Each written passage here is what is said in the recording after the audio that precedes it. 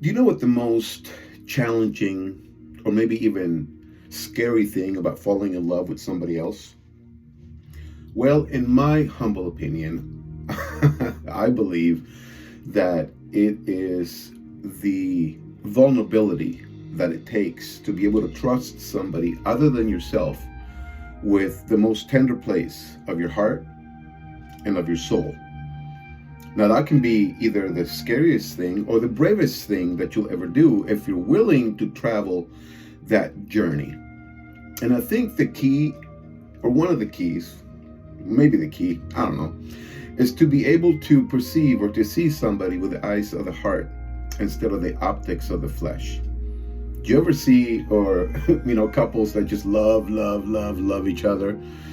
They'll walk into a public place holding hands and they'll leave holding hands because they want everybody to know that they're together, or they will look into each other's eyes, or maybe they'll even kiss in such a way that everyone else just fades into a sea of irrelevancy.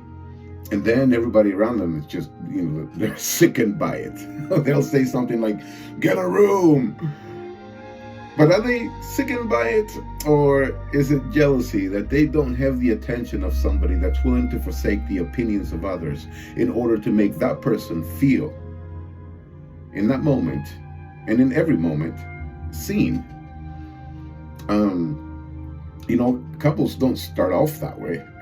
I think for the most part, it always starts with the optics of the flesh, because attraction is important, but it can't stay there. It's got to go and grow beyond that, and we have to be able to develop the ability to see somebody through the eyes of the heart.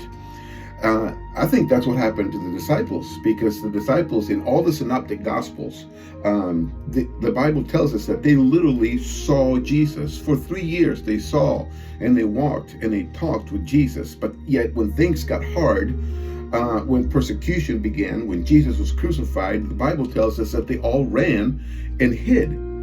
As a matter of fact, during the crucifixion, the Bible tells us that they were all gone except for one, John the Beloved.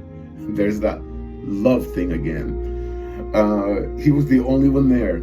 But yet something shifted in the book of Acts.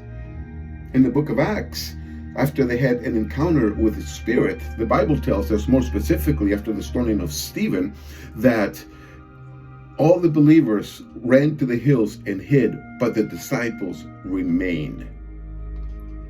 So something happened by way of the heart, that they were able to perceive Jesus not only through the optics of the flesh, but through the eyes of the heart.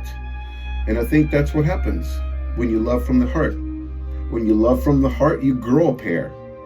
When you love from the heart, you develop courage. And when you love from the heart, you're willing to take that journey. So love the way Jesus loved, from the heart, in radical love and kindness to every one of you.